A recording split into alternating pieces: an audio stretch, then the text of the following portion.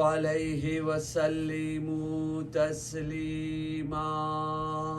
اللهم صل على محمد وآل محمد. لا حول ولا قوة إلا بالله العلي العظيم. حسبنا الله ونعم الوكيل، نعم المولى ونعم النصير. أعوذ بالله من الشيطان الرجيم. بسم الله الرحمن الرحيم.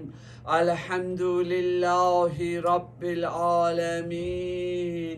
يا من ذكره شرف للذاكرين، يا من شكره فوز للشاكرين، يا من طاعته نجاة للمطيعين. صل على محمد وآله الطيبين الطاهرين. اللهم صل على محمد وآل محمد. ولعنة الله على أعدائهم أجمعين. صلى الله عليك يا مولاي يا أبا عبد الله. صلى الله عليك يا ابن رسول الله. روحي وجسمي وأرواح العالمين لك الفداء. يا غريب ويا مظلوم ويا شہید بأرض کربلا. مومنین کرام، سلام علیکم ورحمۃ اللہ وبرکاتہ. رب اشرح لي صدري ويسر لي أمري واحلل عقدة من لساني يفقه قولي. أما بعد، فقد قال الله سبحانه تبارك وتعالى في كتابه المجيد وفرقانه الحميد. بسم الله الرحمن الرحيم. ربنا فاغفر لنا ذنوبنا وكفر عنا سيئاتنا وتوفنا مع الابرار. ایک درود پڑھیے محمد وآل محمد. اللهم صل على محمد وآل محمد. مومنین کرام، ہمیشہ کی طرح آج کی مجلس کی ابتدا بھی صلہ رحمی سے، مومنوں کے حقوق کی ادائیگی، اللہ کی دوستی یعنی دعا کے ذریعے سے ہم شروع کرتے ہیں. خاص طور پر جن مرحومین کے ایصال ثواب کی مجلس ہے، پروردگار بحق محمد وآل محمد ان مرحومین کی عبادتوں اور خدمتوں کو قبولیت کا درجہ عطا فرما. مرحومین کے صغیرہ اور کبیرہ گناہوں کو معاف فرما. مرحومین کو جنت میں عالی درجہ عطا فرما. مرحومین کے وارثین کو صبر جمیل عطا فرما. ایک درود پڑھیے محمد وآل محمد. اللهم صل على محمد وآل محمد. خاص دعا یہ جو دنیا میں وبا پھیلی ہوئی ہے، اللہ جناب سیدہ کے صدقے میں جلدی از جلد ان سے نجات عطا فرماوے. بیماروں کی شفا یابی کے لیے مزارات مقدسہ، زائرین کرام، عزاداران کرام، پردے دار عورتوں کی حفاظت، امان، عزت، کامیابی کے لیے ظالم نیست نابود، ذلیل، رسوا، تباہ اور برباد ہو جائے. ہر ایک مومن کی ہر ایک دلی امید پوری ہو. جو بھی مومن جو بھی کسی مصیبت، بلا، پریشانی، غم میں مبتلا ہو، غم جناب سیدہ کے صدقے میں اللہ اس کی پریشانیوں کو دور فرماوے. ہمارے مرحومین کو جنت میں عالی درجہ ملے. جنت البقیع، جنت المعلا کی جلدی سے تعمیری ہو جائے. امام زمان علیہ السلام کا ظہور جلد ہو. ہم امام زمان علیہ السلام کے سچے انصاروں میں شامل ہو سکے. اور خاص و خاص مجلس حسین علیہ السلام کی روحانی اور باطنی برکتیں جو ہر ایک کو نصیب نہیں ہوتی، حتیٰ کہ جو مجلس میں شریک ہوتے ہیں انہیں بھی نصیب نہیں ہوتی. انہی خوش نصیبوں کو نصیب ہوتی ہے جو اس بیت جناب فاطمہ زہرا میں ادب کے ساتھ آتے ہیں، احترام کے ساتھ آتے ہیں، عزت کے ساتھ آتے ہیں، انکساری کے ساتھ آتے ہیں، اپنی جھولی پھیلا کر کے آتے ہیں، انہی خوش نصیبوں کو نصیب ہوتی ہے ان کے حصولی کے لیے۔ سارے مومنین کرام ساتھ مل کر کے احترام جناب فاطمہ زہرا میں 3 مرتبہ بآواز بلند صلوات۔ اللہم صلی علی محمد و آل محمد، اللہم صلی علی محمد و آل محمد، اللہم صلی علی محمد و آل محمد وعجل فرجہم۔ برادران عزیز، ایصال ثواب کی مجلس ہے، خاص طور پر جو اعلان ہوا اس کے تحت 2 ماں اور 1 جوان بیٹے کی ایصال ثواب اور مرحومین کی بھی ہے۔ اللہ ان تمام کو غریق رحمت فرماوے۔ میرا بیان بھی اسی موضوع اور عنوان کے تحت ہوگا، لیکن جیسے کل کی مجلس میں میں نے آخر میں کہا تھا وقت ختم ہو چکا ہے، اس لیے آج کی مجلس کی ابتدا جناب سیدہ سلام اللہ علیہا کا ایک معجزہ ایسا بیان کرنا ہے جس میں ہمارے لیے ہدایت ہے۔ آپ یاد رکھیے، ہماری سب سے بڑی کمزوری کیا ہے؟ ہماری کمزوری یہ ہے، جب بھی ہم فضائل محمد وآل محمد علیہ السلام سنتے ہیں، کوئی معجزہ سنتے ہیں، فضائل سنتے ہیں، تو ہمارا ذہن یہیں پر آ کر کے سٹاپ ہو جاتا ہے، رک جاتا ہے، یہ ان کے فضائل ہے، ان کے فضائل ہے۔ لیکن جب آپ رحمت کے سائے میں آئے ہیں تو رحمت کا سایہ اور اس کی ٹھنڈک تو ملنی چاہیے یا نہیں ملنی چاہیے؟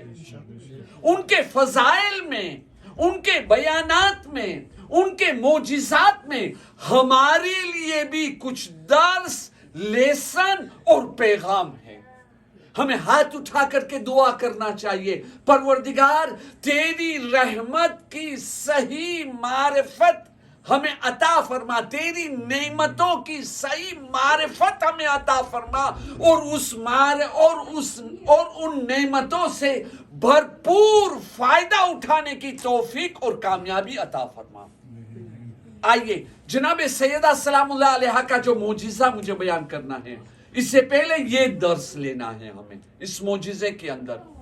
دیکھیے، اگر ہم نے اپنے دل کے دروازوں کو کھلا رکھا، اس بات کو یاد رہے، میری پوری مجلس اس پر ہوگی، اگر ہم نے اپنے دل کے دروازوں کو کھلا رکھا ہے، کس بات کے لیے کھلا رکھنا؟ کہ اگر ہم سے کوئی حق بات بیان کی جائے گی تو ہم فوراً قبول کریں گے، چاہے وہ ہمارے مخالف کیوں نہ ہو، چاہے اسے میری انا کو ٹھیس پہنچ رہی ہے، چاہے وہ برائی مجھ میں ہے، انگلی میری طرف آ رہی ہے، لیکن یہ چونکہ حق بات ہے، فرامین معصومین علیہ السلام میں ہے، تو میں جو ہے اسے قبول کر لیتا ہوں، اپنی انا کو پیچھے رکھوں گا اور معصومین علیہ السلام کے فرمان اور ان کے حکم کو آگے رکھوں گا۔ کیوں؟ اس لیے کہ میں بیعت کر چکا ہوں۔ بیعت کا مطلب کیا ہوتا ہے؟ میرے پورے وجود کو میں نے امام زمانہ کو دے دیا ہے، میری مرضی، میری خوشنودی، میرا جینا، میرا مرنا، میرا اٹھنا، میرا بیٹھنا، کچھ بھی، یہ جو میں ہوں نا، یہ میں پورا میں اپنے آپ کو بیچ چکا ہوں امام زمانہ کے ہاتھ پر۔ اب یہ میں امام زمانہ کے ہاتھ میں ہیں، اور امام زمانہ سامنے سے مجھے کیا دیں گے؟ مجھے گارنٹی دیں گے کہ وہ مجھے ہدایت عطا فرمائیں گے، وہ مجھے ہدایت پر ثابت قدم رکھیں گے، وقت موت میری مدد کریں گے، مجھے عذاب سے بچائیں گے، مجھے آخرت کی خوفناک منزلوں سے ہاتھ پکڑ کر کے گزاریں گے اور مجھے جنت تک پہنچائیں گے۔ اگر یہ دروازہ کھلا رکھا، جو ہم سے امام کی طرف سے کہا گیا، خدا کی طرف سے کہا گیا، میں قبول کر لوں گا۔ اور اگر ایسی بات ہے کہ اس میں میری خواہش بہت زیادہ ہے، میں اس پر کنٹرول نہیں کر سکتا، میں اس حکم امام پر لبیک نہیں کہہ سکتا، تو مجھے کیا کرنا؟ تو یاد رکھیے اپنے ہاتھوں کو بلند کرنا اور اس کے بعد جناب سیدہ کا واسطہ دے کر کے محمد وآل محمد علیہ السلام کا واسطہ دے کر کے دعا کرنا، پروردگار میں گانا نہیں چھوڑ سکتا، مجھے میوزک چاہیے، میں غصے والا آدمی ہوں، میں اپنے رشتہ دار کے ساتھ اچھے تعلق نہیں رکھ سکتا، میں صبح کی نماز اول وقت نہیں پڑھ سکتا، میرا ارادہ ہی نہیں ہے، لیکن پروردگار تو کون ہے اے اللہ؟ تو مقلب القلوب، دلوں کا پھرانے والا ہے، تو مسبب الاسباب، سبب اور سچویشن پیدا کرنے والا ہے، تو علی کل شیء قدیر ہے، یہ میرے دل کو تو پھرا سکتا ہے۔ پروردگار اس دل کے اندر نور ایمان کو مضبوط فرما، جیسے اپنی مہربانی سے محبت اہل بیت عطا کیا ہے، اس محبت کے تقاضے کو پورا کرنے کی جو ہے نا مجھے توفیق دے، مجھے توفیق دے، میں علی کا ماننے والا نہ بنوں، ایسا علی کا ماننے والا بنوں کہ جیسا امام علی مجھے دیکھنا چاہتے ہیں، میں صرف امام زمانہ کے ماننے والا نہ بنوں، صرف چاہنے والا نہ بنوں، ایسا بنوں جیسا امام زمانہ مجھے دیکھنا چاہتے ہیں۔ کمزوری سمجھ میں آ گئی نا؟ میری کمزور، میں اپنے آپ سے کہہ رہا ہوں، آپ سے نہیں کہہ رہا ہوں۔ میری کمزوری کیا ہے؟ میری کمزوری یہ کہ میں امام زمانہ کو چاہتا ہوں، یہ میری کمزوری ہے۔ میری طاقت کیا بنے گی کہ میں ایسا بننا چاہتا ہوں جیسے امام زمانہ مجھے دیکھنا چاہتے ہیں۔ اصل کامیابی یہ ہے، امام کے لشکر میں شامل ہونا ہے تو ایسا بننا ہی پڑے گا۔ اور ایسا بننے کے لیے کیا کرنا ہے؟ پہلا قدم۔ ہم لوگوں کی سب سے بڑی غلطی پتہ ہے کیا ہے ناسمجھی میں؟ بھئی یہ اتنی بلندی، یہ تو آیت اللہ بہجت ہوگا وہی پہنچ سکے گا، یہاں تو امام خمینی جیسے ہی پہنچ سکتے ہیں، یہاں تو آیت اللہ سستانی جیسے ہی پہنچ سکتے ہیں، یہاں تو مقدس اردبیلی جیسے ہی پہنچ سکتے ہیں۔ یہ سب سے بڑا شیطانی جال ہے ہمیں فضیلتوں سے محروم کرنے کے لیے۔ ہاں دیکھیں، سب سے پہلے بلندی کی طرف جانا ہے نا، تو بلندی کی طرف جانے کے لیے سیڑھی پر چڑھنا پڑے گا یا نہیں؟ اب سیڑھی پر چڑھیں گے تب بلندی پر پہنچیں گے نا، پہلی منزل پر۔ تو منزل پر پہنچنے کے لیے اگر میں نیچے کھڑا ہو جاؤں، ارے پہلی منزل تک میں کیسے پہنچ سکتا ہوں؟ ارے کیسی سوچ ہے، غلط سوچ ہے۔ یہ سیڑھی کیوں رکھی گئی ہے؟ پہلی سیڑھی پر قدم رکھوں گا، پھر دوسری پر رکھوں گا، پھر تیسری پر رکھوں گا، پھر چوتھی پر رکھوں گا، اس طریقے سے قدم رکھتے رکھتے میں اوپر پہنچ جاؤں گا یا نہیں پہنچ جاؤں گا؟ ہماری کمزوری یہ ہے کہ ہم نے ہمیشہ بلندیوں کو نیچے سے دیکھا، یہ میرے بس کی بات نہیں۔ ارے تیرے بس کی بات نہ ہوتی تو اللہ یہ منزل نہیں رکھتا۔ سیڑھیاں چڑھ پھر دیکھ وہاں پہنچے۔ اور اس سیڑھی کیا ہے؟ پہلی سیڑھی کیا ہے؟ پہلی سیڑھی یہ ہے کہ اپنے دل کے دروازے کو کھلا رکھنا، اور یہ کوئی آسان کام نہیں ہے، کہنا آسان ہے، عمل کرنا مشکل ہے۔ کیسے دل کے راستے کھلے رکھنا؟ کہ میں جو ہے نا، جو بھی ہدایت آئے گی میں ایکسیپٹ کروں گا، کبھی ہدایت کی مخالفت نہیں کروں گا۔ کیوں آپ نے یہ مجلس میں بیان کیا؟ کبھی نہیں کروں گا، میں ہدایت کو ایکسیپٹ کروں گا، اس پر عمل کرنے کی کوشش کروں گا۔ عمل نہیں کر سکوں گا، آل محمد کا وسیلہ اپناؤں گا۔ آئیے، اگر اب آئیے اتنی وضاحت کے بعد، اگر یہ صفات ہم میں آ گئے تو آپ کو پتہ ہے کیا ہوگا؟ اللہ کی توفیق ہماری تلاش کرتے ہوئے ہم تک پہنچ جائے گی۔ بھائی یہ ہادی جو اللہ نے دنیا میں بھیجے ہیں، 1,24,000 انبیاء ہو یا 14 معصومین ہو، ان ہادیوں کو کیوں بھیجا؟ ان کی ڈیوٹی کیا ہے؟ ایک ڈیوٹی یہ بھی ہے نا کہ وہ ہم تک ہدایت پہنچائے، ہے یا نہیں؟ تو یقین مانیے، اگر ہم نے اپنے دل کے دروازے کو کھلا رکھا تو ہم چاہے امام زمانہ سے غافل کیوں نہیں ہوں گے، انہیں یاد بھی نہیں کرتے، انہیں پکارتے بھی نہیں، لیکن دل میں یہ اچھی صفت موجود ہے۔ امام زمانہ خود میرے گھر تک آئیں گے، میرے دل کے اندر وہ داخل ہوں گے اور مجھے محسوس دلائیں گے تو کس سے غافل ہے؟ مجھ سے غافل ہے، وہ محسوس کرائیں گے۔ بہت بڑا دعویٰ میں نے کیا ہے، لیکن اس کا جواب مولا علی اور جناب سیدہ نے. اب معجزہ سننے میں آپ کو لطف بھی آئے گا. بالکل چھوٹا سا واقعہ ہے، چھوٹا سا معجزہ، لیکن اتنی تفصیل جو میں نے بیان کی، اس کو سامنے رکھتے ہوئے معجزے کو سنیں. شیخ عباس قمی، منتہی الاعمال، اوریجنل عربک، اور اس کتاب کا اردو میں اگر ٹرانسلیشن چاہتے ہیں تو احسن المقال، اس کی پہلی وولیم میں یہ واقعہ ملے گا.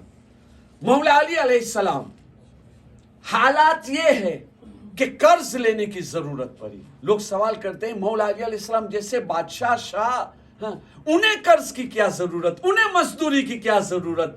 اگر وہ ان کمزور حالات کا سامنا نہ کرتے تو ہم تک ہدایت کیسے پہنچتی؟ ہمارے لیے انہیں ضرورت نہیں ہے، ان کی ٹھوکر میں زمانہ ہے، وہ ہمیں کوئی پیغام دینا چاہتے ہیں. چنانچہ حالت یہ ہوئی کہ امام علی علیہ السلام کو قرض لینے کی ضرورت پڑی. امام علی علیہ السلام نے کیا کیا؟ چادر جناب فاطمہ کو لیا. کوئی معمولی چیز نہیں ہے، چادر جناب فاطمہ. ارے ان سے میرے پاس الفاظ نہیں ہے. چادر جناب فاطمہ زہرا، ان کو کوئی ہاتھ بھی نہیں لگا سکتا. چنانچہ انہوں نے وہ چادر جناب فاطمہ لیا. ایک یہودی کے پاس آئے جن کا نام زید تھا. ان کے پاس آ کر کے یہ چادر رکھتے ہیں ٹیبل پر اور فرماتے ہیں مجھے قرض چاہیے، یہ چادر تو رہن گارنٹی پر رکھ لے، اور میں آ کر کے تیرا قرض ادا کروں تو میری چادر واپس دے دینا. اس نے چادر کو دیکھا، اتنی پرانی بوسیدہ چادر. ٹھیک، کوئی مسئلہ نہیں.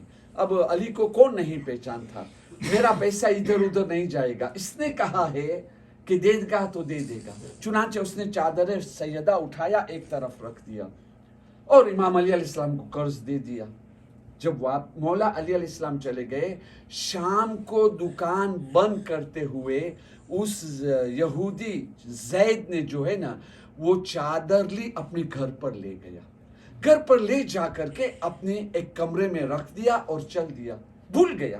پہلے سے بھی اس کی نظر میں اس کی کوئی ویلیو تو تھی نہیں. اتنی بوسیدہ چادر، یہ تو علی تھے اس لیے ایکسیپٹ کر لیا. ورنہ اگر ہم اور آپ ہوتے تو ہم سے کہا جاتا بھائی رستہ ماپ، یہ کیا کوئی اتنی پرانی چادر رہن میں رکھ کر کے کیا کریں گے؟ چنانچہ جو ہے اس نے احترام کیا امام علی کا، جناب سیدہ کا. رات کی کچھ وقت رات کا گزرا، وہ تو بھول گیا تھا چادر کو. اس کی بیوی اس کمرے میں گئی. جب اس کمرے میں گئی تو بیوی نے کیا دیکھا؟ چادر سے نور نکل رہا ہے. وہ نور اتنا زوردار تھا کہ پورا کمرہ نورانی ہو گیا. بیوی نے جب یہ دیکھا یہ سب کچھ ہو کیا رہا ہے، یہ کیا، یہ معجزے سے سوا، یہ کرامت اور معجزے کے علاوہ کچھ بھی نہیں ہے. دوڑتی ہوئی اپنے شوہر کے پاس آئی. آتے ہوئے کہا آپ نے کمرے میں رکھا کیا ہے؟ کہا کیوں، طبیعت ٹھیک ہے؟ کہا وہاں پورا کمرہ اس طریقے سے نور سے روشن ہو گیا ہے. اب وہ زید یہودی، اسے بھی یاد نہیں کہ اس نے چادر رکھی ہے، چونکہ پہلے سے کوئی اہمیت تو تھی نہیں اس کی نظر میں. اس نے جب یہ سنا کہ کیا ہے، کیسی بات تم کر رہے ہو، میرا مذاق اڑا رہی ہو، کہا نہیں تم آؤ، چلو دیکھو چلو. چنانچہ زید اپنی بیوی کے ساتھ دوڑتا ہوا اس کمرے میں گیا. جب اس کمرے میں گیا اور دروازہ کھول کر کے دیکھا تو چاروں طرف نور پھیلا ہوا تھا، اور وہ نور ساطع ہو رہا تھا، نکل رہا تھا اس چادر فاطمہ زہرا سے. تب اسے یاد آ گیا، ارے یہ تو وہ چادر ہے جو جناب امام علی علیہ السلام نے رہن گارنٹی کے لیے میرے پاس چھوڑی تھی. دوڑتا ہوا اپنی فیملیوں کو بلایا، قبیلے والے فیملی والوں کو بلایا. 80 آدمی اس کے فیملی کے آئے. آتے ہوئے سب نے اس نور کو دیکھا. جب نور کو دیکھا سب نے اسلام قبول کیا اور ولایت کا کلمہ پڑھ لیا. ایک درود پڑھیے محمد و آل محمد پر. اللہم صلی علی محمد و آل محمد. کیوں اس کے پاس امام علی نے چادر رکھی؟ سمجھ گئے نا؟ اگر اس کا دل کھلا نہیں ہوتا کہ ایکسپٹ کرے تو پھر اس کو یہ شرف نہیں ملتا. حالانکہ اس نے ہدایت کی دعا مانگی تھی؟ نہیں مانگی تھی. اس نے ایکسپٹ کیا تھا عظمت جناب فاطمہ کو پہلے نہیں، بلکہ چادر کو دیکھا تو کہا کہ یہ کیا پرانی چادر، مگر علی ہے نا، چلو میرا پیسہ کہیں نہیں جانے والا ہے، اس کی ایمانداری پر دیکھا نا۔ لہٰذا میری بات صحیح ثابت ہوئی نا، اگر ہمارا دل کھلا ہوگا تو امام زمانہ ڈائریکٹ ہم پر تک ہماری ہدایت کے لیے آئیں گے، چونکہ وہ مہدی ہے، ہدایت کرنا ان کا کام ہے، ان کی ڈیوٹی ہے۔ یا وہ خود آئیں گے، میں انہیں نہ پہچانوں اپنی آنکھوں کی نجاست کی وجہ سے، یہ الگ بات ہے، یا تو وہ کوئی ذریعہ ایسا پیدا کریں گے جس کی وجہ سے مجھے ہدایت ملے، میری بری عادت مجھ سے نکلے، مگر ان تمام چیزوں کے لیے ضرورت ہے میرا دل کھلا ہو۔ اب پہچانا اذان کے بعد ہمیں کیوں کہا گیا ہے دعا مانگو، اور دعائے اذان میں پہلا جملہ کیا ہے؟ اللہم اجعل قلبی بارا، پروردگار میرے دل کو نیکی کرنے والا بنا، میرا دل نیکی کو ایکسیپٹ کرے، ہدایت کو ایکسیپٹ کرے، بھلائی کو ایکسیپٹ کرے، احسان کو ایکسیپٹ کرے، تعلیم خدا اور تعلیم محمد وآل محمد کو ایکسیپٹ کر کے عمل کرنے والا بنے۔ ایسا دل ہوگا تو پھر کیا ہوگا؟ یہ کرامتیں ہماری زندگی میں شامل ہوگی۔ اب یہ نہ کہے بھیا امام زمانہ ہم سے ملاقات کیوں نہیں لیتے، کیوں ان کی آواز نہیں سنتے، تو پھر اپنے دل سے ہی سوال کر لو نا، ہے ہمارا ایسا دل؟ آئیے ایسے دل پانے کے لیے ہمیں کیا کرنا چاہیے؟ اب یہ آج کا دوسرا پیغام، ایسا دل پانے کے لیے دیکھیے، پہلا دروازہ جسے ہم نے بند کر رکھا ہے اسے کھولنا ہے۔ دیکھیے قرآن مجید جو میں نے آیت تلاوت کی سورہ آل عمران کی ہے، سورہ آل عمران کی آیت نمبر 190 سے لے کر کے 194، یہ 4 آیتیں وہ ہے جسے میرا اور آپ کا مولا علی علیہ السلام روزانہ تلاوت کرتا۔ کب؟ جب نماز تہجد کے لیے، نماز شب کے لیے اٹھتے، روایت میں ہے مسواک کرتے، آسمان کی طرف دیکھتے، اس کے بعد ان 4 آیتوں کی تلاوت کرتے۔ اور اب چاہنے والوں سے بھی کہا ہے کہ تم لوگ بھی ان آیات کی تلاوت کرو، لیکن جیسے آیت اللہ ناصر مکارم شیرازی، آج کے زمانے کے عظیم مرجع تقلید مجتہد، اللہ انہیں سلامت رکھے، جزائے خیر عطا کرے، ان کی خدمتیں قبول کرے، اور امام زمانہ کے ظہور کے بعد بھی ان کو ایسی خدمتوں کا موقع دیا جائے۔ ہمارے یہ مجتہد، یہ مراجع، ان کا حق بنتا ہے ان کے حق میں ہم دعا کریں۔ تفسیر نمونہ میں ہر سورے کی فضیلت لکھنے کے بعد ایک جملہ لکھتے ہیں کہ یہ سورہ اور آیت پڑھنے میں یہ فضیلت تو ہے، فضیلت تو حق ہے، لیکن یہ فضیلت ہر ایک کو نصیب نہیں ہوگی، انہی کو نصیب ہوگی کہ جو ان سوروں میں اللہ نے جو پیغام اور میسج دیا ہے ان پر عمل کرے، عمل کرنے کی کوشش کرے۔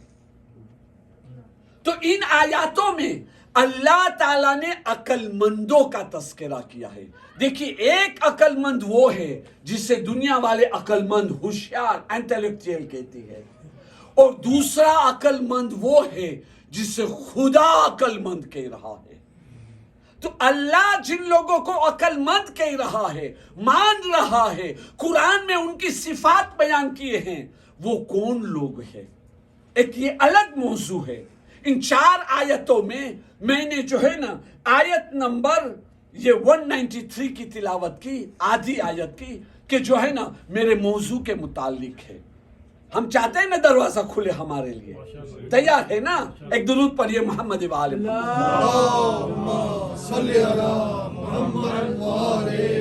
تو ہم میں یہ فیلنگ ہونی چاہیے، عقل مند کون؟ جنہیں اللہ عقل مند کہہ رہا ہے، ان کی یہ صفات ہے کہ وہ اللہ کی بارگاہ میں دعا کرتے ہیں۔ قرآن کہہ رہا ہے یہ، ان کی دعا کیا ہوتی ہے؟ یہ ان آیاتوں میں بہت سی دعائیں بتائی گئی ہے، کچھ صفات ہے جو مانگا ہے عقل مندوں میں، ان میں ایک یہ بھی ہے۔ سب سے پہلی صفت، ربنا فاغفر لنا ذنوبنا، پروردگار تو ہمارے گناہوں کو معاف کر۔ یہ نہیں کہا میرے گناہوں کو معاف کر، ना ना, हमारे गुनाहों को तू माफ फरमा। इसका भी एक फलसफा है जो आज मैं बयान नहीं कर सकता। हमारे गुनाहों को माफ फरमा, ये तो हम सबकी फिक्र है, हम सब चाहते हैं गुनाह माफ हो जाए, लेकिन गुनाह माफ करने के जो तरीके हैं उससे हम नहीं अपनाते हैं तो अपने मतलब और स्वार्थ के लिए। जो बातें हम हमारे फायदे के लिए वो लेते हैं, आधी छोड़ देते हैं। तो पहली सिफत क्या है हमें जो अपनाना है? पहले अल्लाह की बारगाह में अपने गुनाहों की माफी मांगनी है। लेकिन कैसा इस्तिग़फ़ार, कैसी माफी, किस बात की माफी? मैं आपसे कह रहा हूं भाइयों मुझे माफ कर दो, मैंने आपके साथ कुछ गलत काम किया है, बुराई की है। कौन सी बुराई की है? कौन सी बुराई की? कौन सी बुराई की? मुझे माफ कीजिएगा, मैंने आपका गुनाह किया है। अरे मौलाना साहब कौन सा गुनाह किया है? आपने देखा है मुझे करते हुए? कौन सा? आपको कैसा लग रहा है मेरी ये मिसाल, कैसी लग रही है? ये तमाशा हम अल्लाह की बारगाह में करते हैं।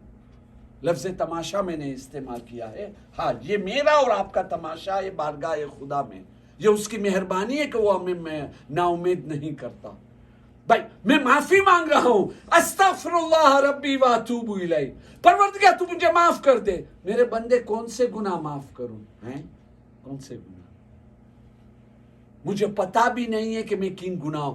तौबा और माफी की पहली शर्त है अपने गुनाहों को कबूल करो, पछतावो क्यों तुमने ऐसे मेहरबान खुदा की नाफरमानी और गुनाह किया है। कोशिश करो वापिस ये गुनाह जो है ना रिपीट ना हो जाए। अल्लाह की रहमत की फिर उम्मीद रखो और माफी मांगो, उससे तौफीक मांगो। परवरदिगार मैंने ये गुनाह किया, इस गुनाह की माफी मांग रहा हूं और मुझे तौफीक दे ये आदत मुझ में निकल जाए। ये से देख, हम माफी भी मांगते हैं तो कैसी माफी मांगते हैं, किस अंदाज की माफी मांगते हैं? माफ करना क्या किया है? मैंने क्या किया पता भी नहीं है। आप कहोगे मौलाना साहब आप क्या हमें समझते क्या है? आप है या नहीं? हम खुदा को समझते क्या है? इस तरीके से माफी मांगनी, क्या ये तालीम है मोहम्मद वाले मोहम्मद अलैहिस्सलाम है? इसीलिए हमारी जिंदगी में न नमाज वो असर दिखाती है जैसा दिखाना चाहिए। असर है नमाज का, ये नहीं कि नहीं है। मजलिस हुसैन इतने सालों से हम सुनते हैं, असर है इसका, लेकिन जैसा होना चाहिए नहीं है। 20%, 50%, 10%, हाँ, लेकिन वो 100%, 80%, 70% क्यों नहीं है? रात समझ में आया ना?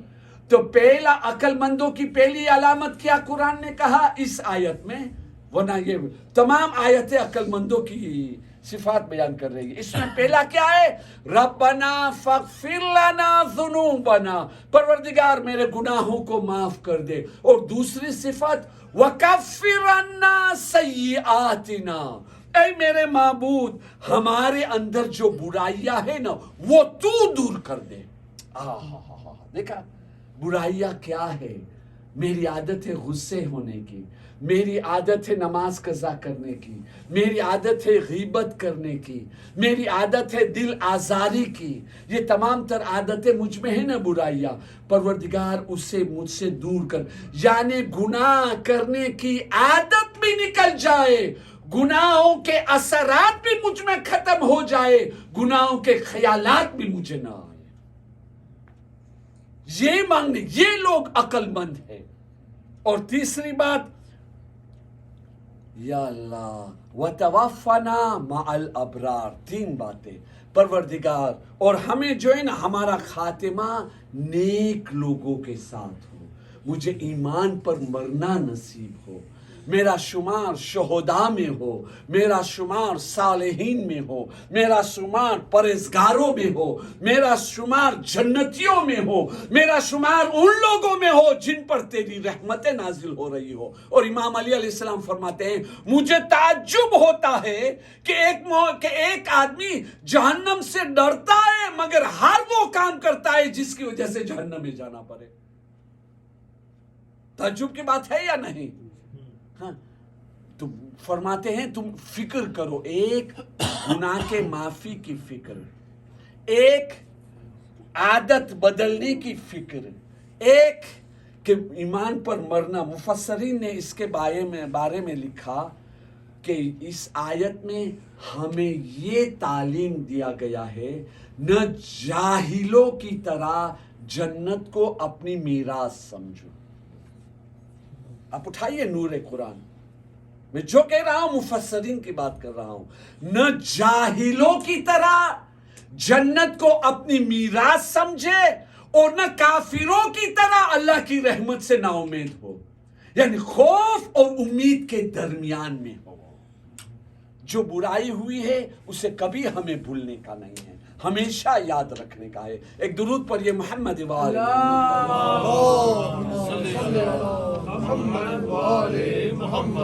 بس. یہ اب تیسرا اور آخری میسج کہ چونکہ یہ رشتہ داروں کی ایصال ثواب کی مجلس ہے, 2 ماں اور 1 جوان بیٹے کی ایصال ثواب کی ہے نا خاص, تو عزیزان محترم جب اپنا کوئی ہم سے جدا ہو جاتا ہے تو بے شک دل دکھتا ہے, دل ٹوٹتا ہے. ہمارا خون ہے, ہمارا رشتہ دار ہے, ہاں, اور یہ رشتہ اسلام کی نظر میں اتنی اہمیت رکھتا ہے کہ جو ہے نا مرنے کے بعد بھی ختم نہیں ہوتا, بلکہ مرنے کے بعد یہ رشتہ اور مضبوط اور زیادہ باعث امتحان بن جاتا ہے. ہاں, مرنے کا یہاں تو دنیا میں جو ہمارا امتحان ہے نا آپس میں مومنوں میں یا رشتہ داروں میں جو ہمارا امتحان لیتی ہے نا دنیا, ہاں, اسے زیادہ سخت امتحان بعد از موت ہے. کیونکہ دنیا میں تو اگر ہم ایک دوسرے سے ناراض بھی ہو جائیں گے تو ایک دوسرے کو چونکہ دیکھتے رہتے ہیں تو آج نہیں تو کل ایک عید کا موقع آئے گا, گلے ملیں گے, پھر ایک ہو جائیں گے, پھر ساتھ کھانے مل جائیں گے, میرے بیٹے آپ کے بیٹے کے ساتھ ملیں گے, پھر ہمیں ایک کر دیں گے. لیکن جب کوئی رشتہ دار دنیا سے مر جاتا ہے, اٹھ جاتا ہے, ہاں, اس کے بعد وہ نظر نہیں آتا. اگر اپنے ذہن میں زور نہیں دو گے تو بھول بھی جائیں گے کہ ہمارا کوئی رشتہ دار تھا, اور اس وقت ہم فرض ادا نہیں کریں گے, اور وہ قبر سے کہتا رہے گا پروردگار صلہ رحمی کا جو تو نے حق رکھا تھا, میرے یہ رشتہ دار میرے اس حق سے غافل ہو گئے ہیں.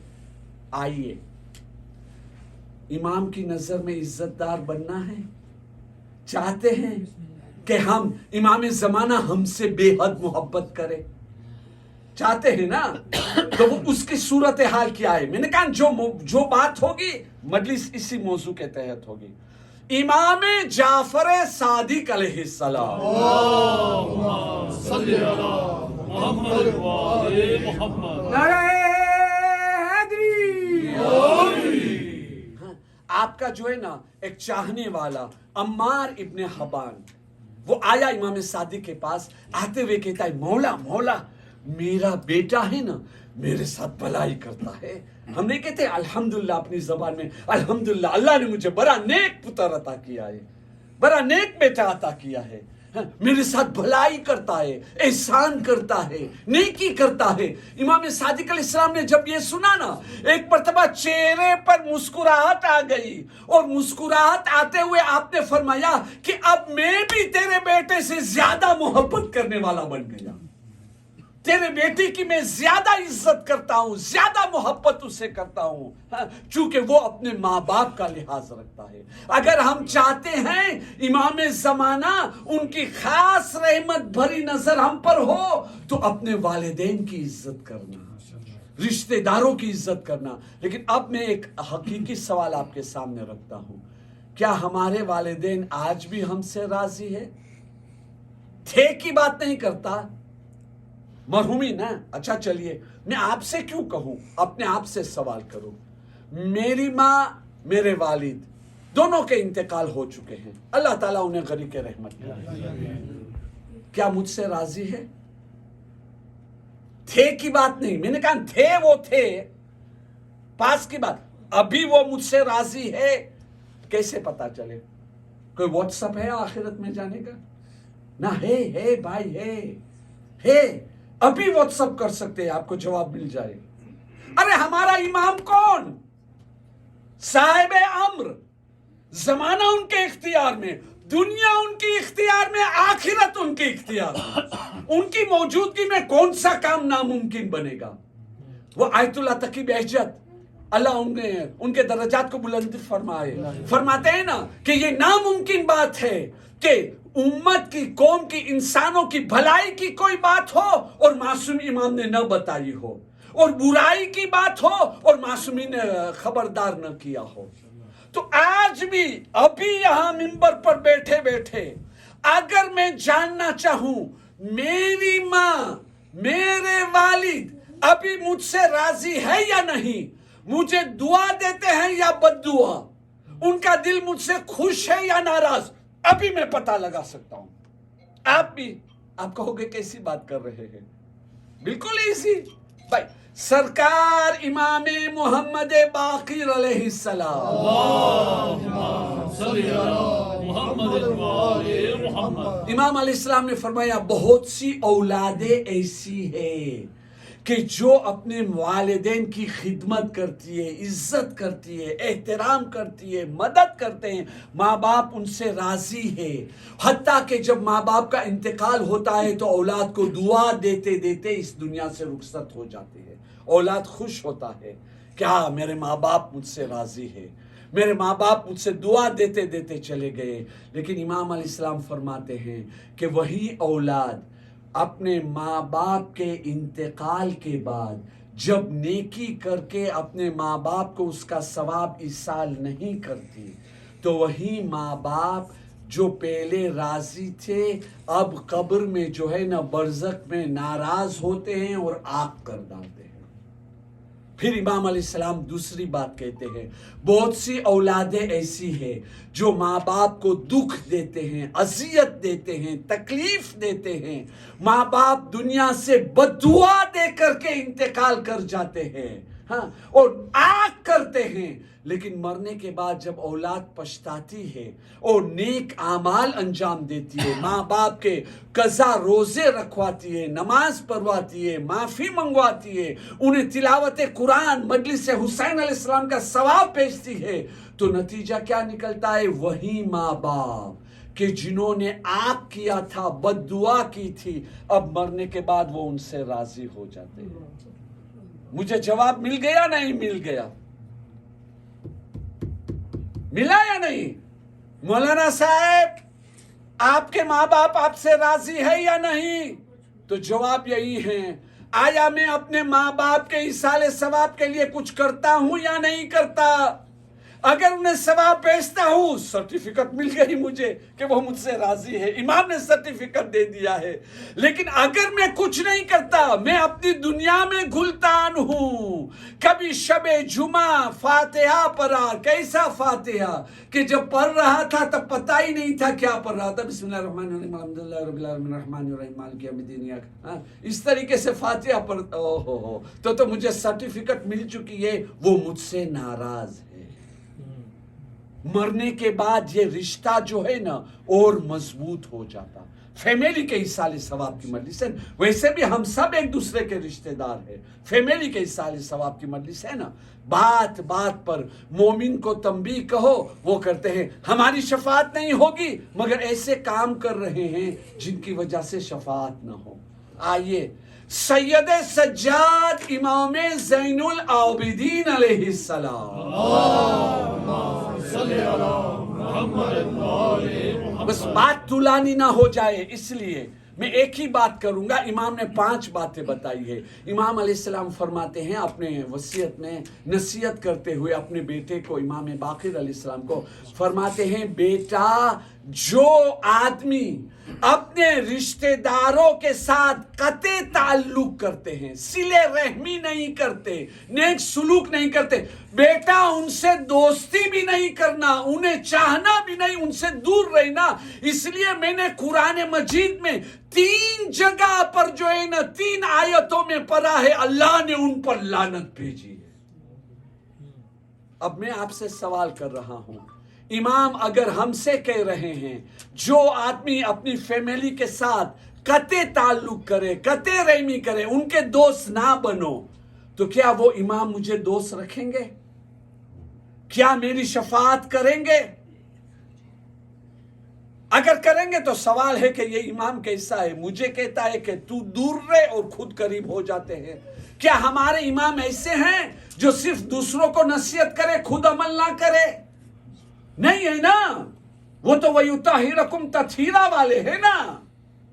تو پھر آئیے عزیزان محترم، اگر ہم چاہتے ہیں امام زمانہ ہمیں چاہیے، رحمت خدا ہم پر کھلی رہے، برکتوں کے دروازے کھلے رہے، رحمتوں کے دروازے کھلے رہے، توفیق پروردگار کے دروازے کھلے رہے، امام زمانہ کی چاہت کے دروازے کھلے رہے، امام زمانہ ہم سے محبت کرے، ان سے ہمارا تعلق بہتر ہو، ویسے بن سکے جیسے امام زمانہ ہمیں دیکھنا چاہتے ہیں، تو اپنے تمام رشتہ داروں سے نیک سلوک کرنا ہے، تعلق کو اچھے کرنا ہے، صلہ رحمی کرنا ہے۔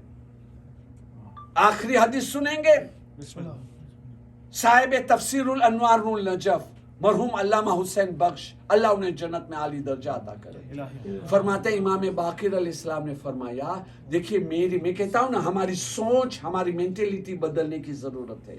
امام باقر علیہ السلام نے فرمایا صرف ہم اہل بیت سے صلہ رحمی کرنا کافی نہیں ہے۔ آج میرا تو یہی دعویٰ ہے نا، مولانا صاحب جھوٹ مت بولیے، اللہ غفور الرحیم ہے یا نہیں؟ مولانا صاحب اب غیبت مت کیجئے، میرا مولا علی ہے یا نہیں؟ مجھے کربلا زیارت کے لیے بلایا یا نہیں؟ مگر یہاں دیکھیے امام کیا کہتے ہیں، امام میرا تعلق امام کے ساتھ ہے یا نہیں؟ امام باقر علیہ السلام فرماتے ہیں صرف ہم اہل بیت سے صلہ رحمی کرنا کافی نہیں ہے، اپنے رشتہ داروں کے ساتھ بھی صلہ رحمی کرنا پڑے گا، مومن بھائیوں کے ساتھ بھی صلہ رحمی کرنا پڑے گا، اور کوئی رستہ نہیں ہے۔ ہم سے کسی نے صلاح یا مشورہ نہیں پوچھا ہے، نہیں یہ حکم ہے امام معصوم کا، تو ہمیں کرنا ہی پڑے گا۔ بس آج ان مرحومین کے اصالہ ثواب کی مجلس، خامیاں سب میں ہیں، یہ نہیں کہ ہم میں نہیں ہے، ہم اتنی مجلسیں پڑھتے نہیں، ہم میں بھی ہے، لیکن ہم سب ساتھ مل کر کے اگر اس مجلس حسین علیہ السلام میں اپنی خامیوں کی خدا کی بارگاہ میں معافی مانگے، ان سے توفیق مانگے، پروردگار توفیق دینے، یہ برائی کرنے کی عادت ہمیں نکل جائے، تو آج سوچئے جن مرحومین کے اصالہ ثواب کی مجلس ہے انہیں کتنے عظیم بزرگ ثواب ملیں گے کہ ان کے اصالہ ثواب کی مجلس تھی اور اس کے اندر ایک مومن ہدایت لے کر کے چلا گیا، ہے یا نہیں؟ بس کوشش کرنا ہمارا کام ہے۔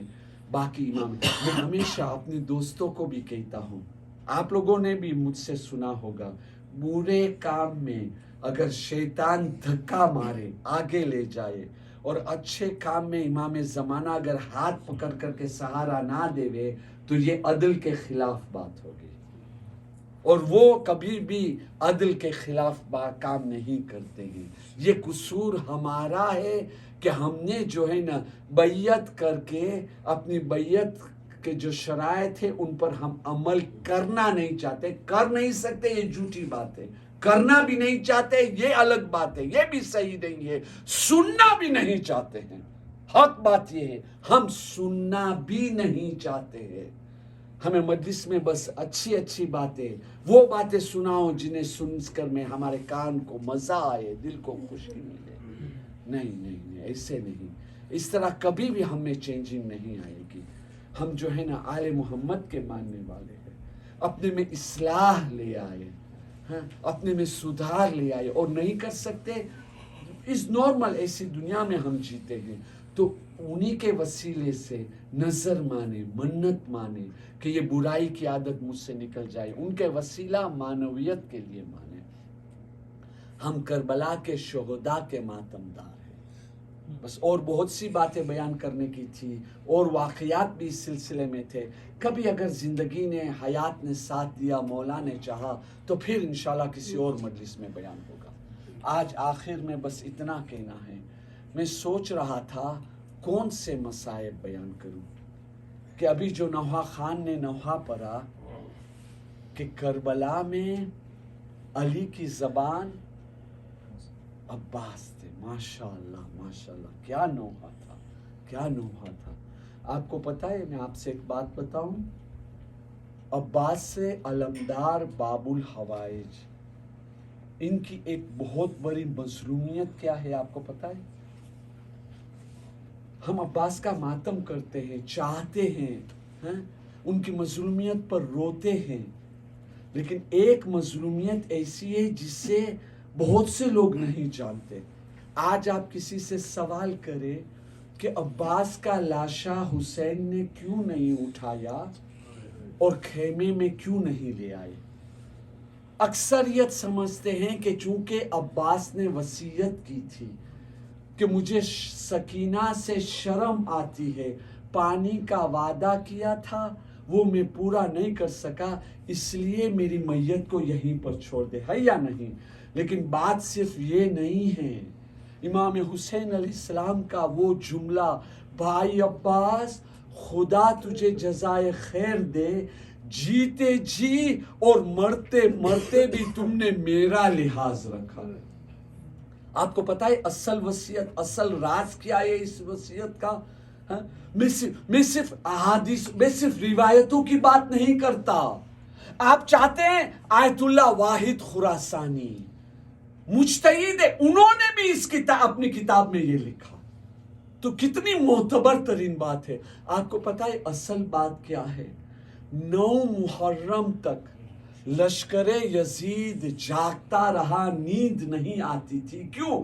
اس لیے کہ ادھر کوفے سے ابن زیاد کا حکم ہے حسین کو بھی شہید کرو، بیبیوں سیدانیوں کی چادر بھی چھینو۔ لیکن پریشانی کی بات یہ ہے جب تک یہ عباس موجود ہے کیسے یہ بات ممکن ہو سکتی ہے؟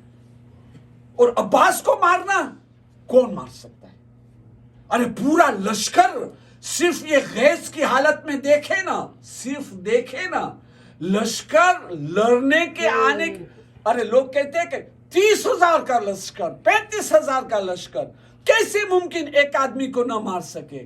ارے بھائی عباس ہے، عباس صرف غیظ کی حالت میں دیکھے نا اور حملہ کر دے نا مارنے کے لیے، تو یہ لشکر میں اتنی تاب نہیں تھی وہاں کھڑے ہو سکے۔ بھاگا بھاگی کے اندر کتنے لشکر والے تو اسی میں کچل کر کے مر جائے۔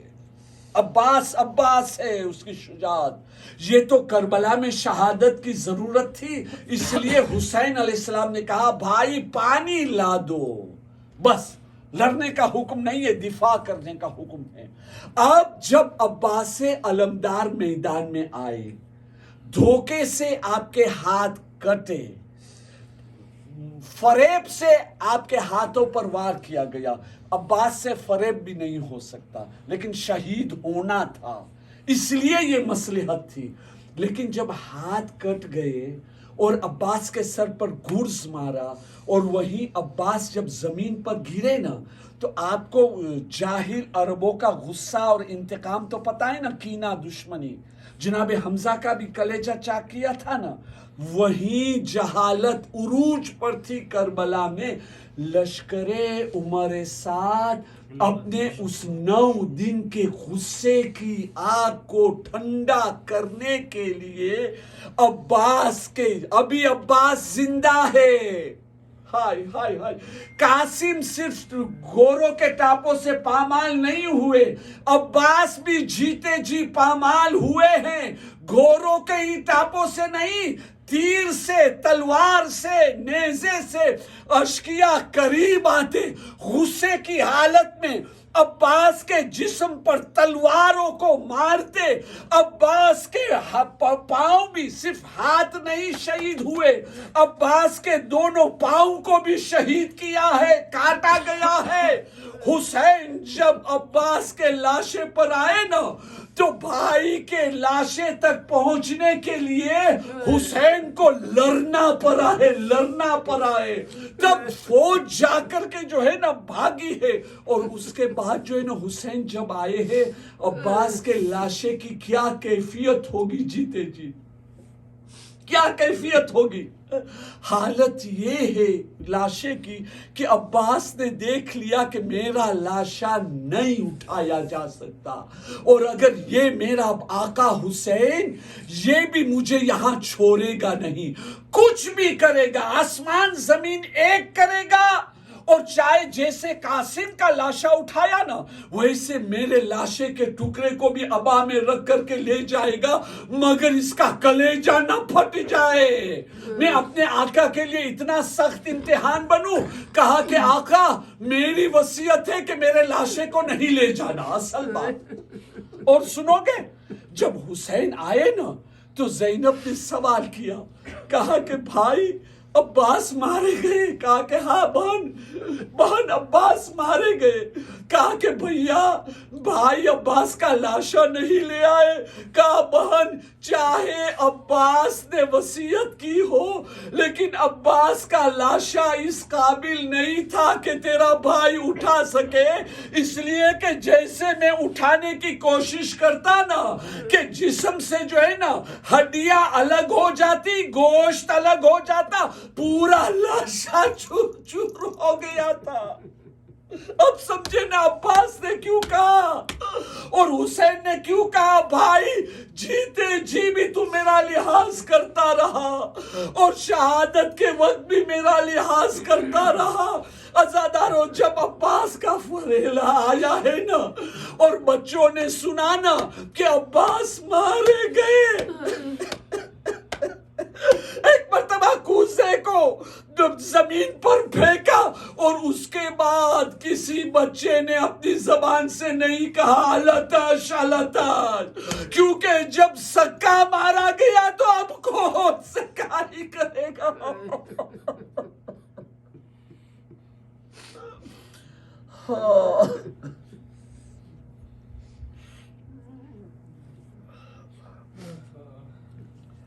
انا للہ و انا الیہ راجعون، الا لعنۃ اللہ علی القوم الظالمین۔